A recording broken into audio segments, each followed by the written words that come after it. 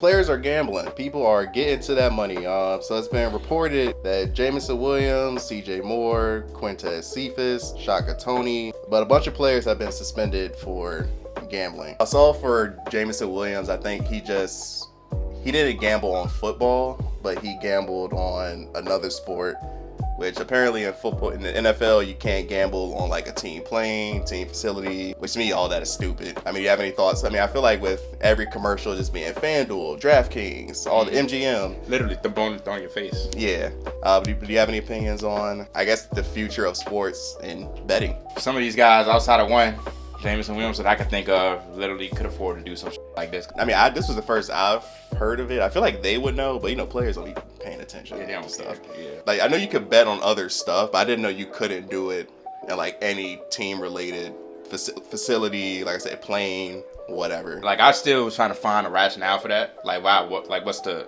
I guess the integrity. He wanted to bet on the Kings game, you know? I'm talking about the NFL's purpose of like, why is that a rule? You're in bed with these companies. And literally. I mean, it's just all, to me, it's just nasty. It just looks nasty. It's somebody that don't gamble, and if I do, it's like very few and far between. And if I do gamble, I'm putting the $1 on there hoping I get lucky.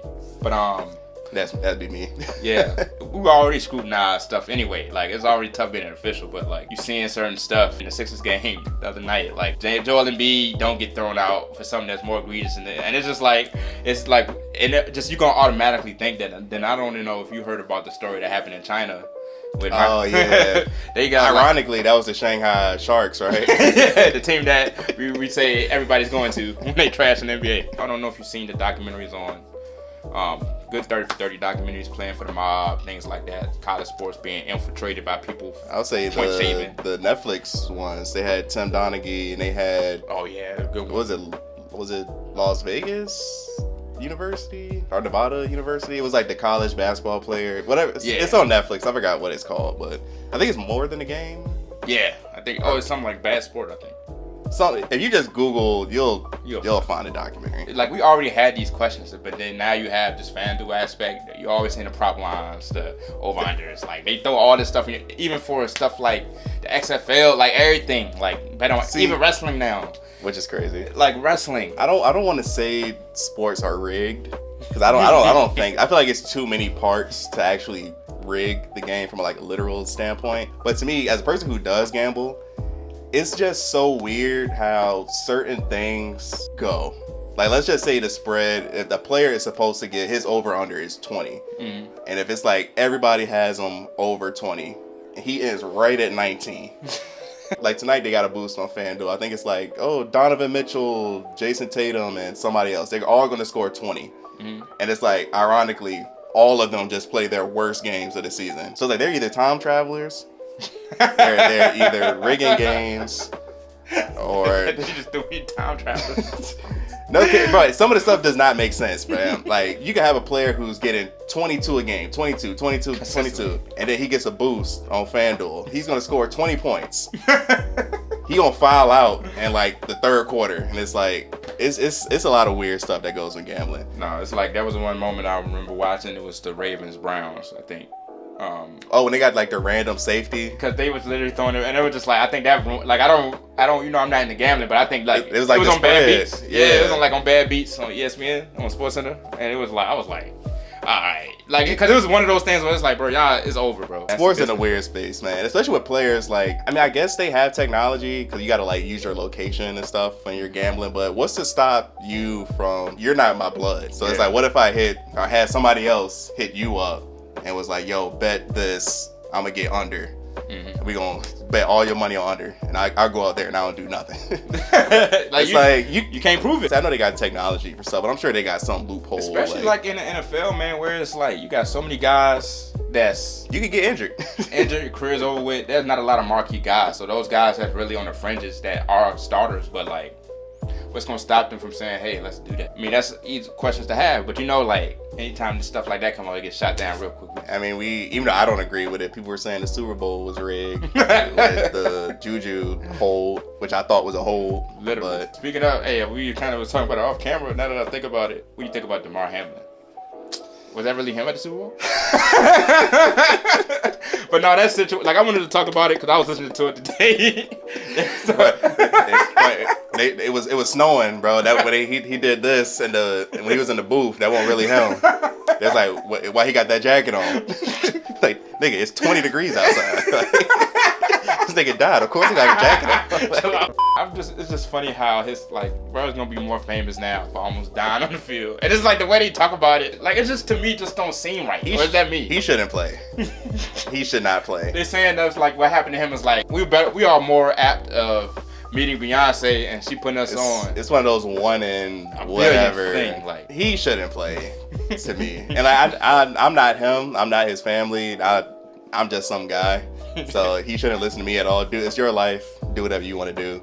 Yeah, hearts up. I feel like from a Bills standpoint, I would not want that pressure of having him go back on the field and then something happening again. As rare as it is, it happened. Bro, he died. That's one of those moments. I always say like when the NBA shut down with COVID and also with this moment. Those two moments are two moments I'm gonna always remember for the rest of my life. I was watching this game at work.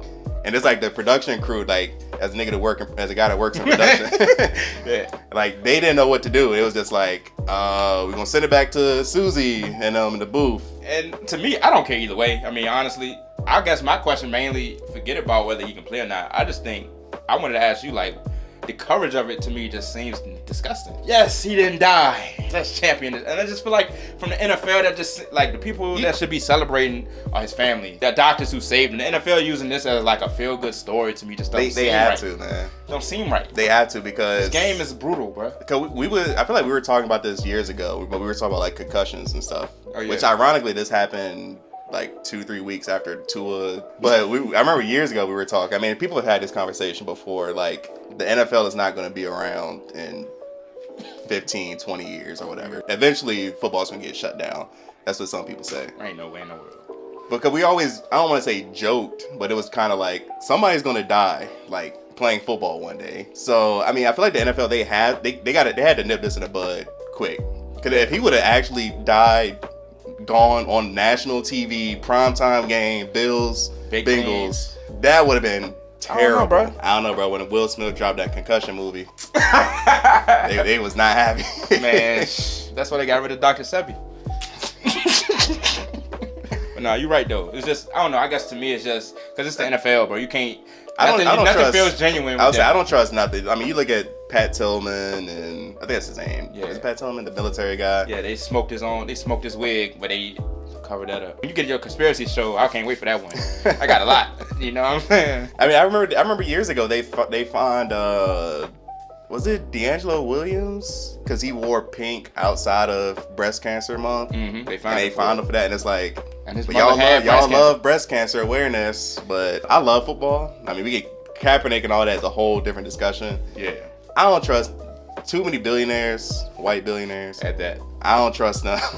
Yeah. That's why I was like, even if he died on the field, they would have shut down for like 2 weeks and then we'll continue the season. I feel like it's football, man. I mean, we can be outraged about it, but when you're playing a violent sport like this. I grew up playing football, and even as a kid, like, I knew it wasn't a good thing to run full speed into somebody and hit your head together. Pretty sure I had a concussion. I remember exactly. I got trucked by a white dude. He ran me over, and then it sounded like I always joke about the flashbang on video games. Like, it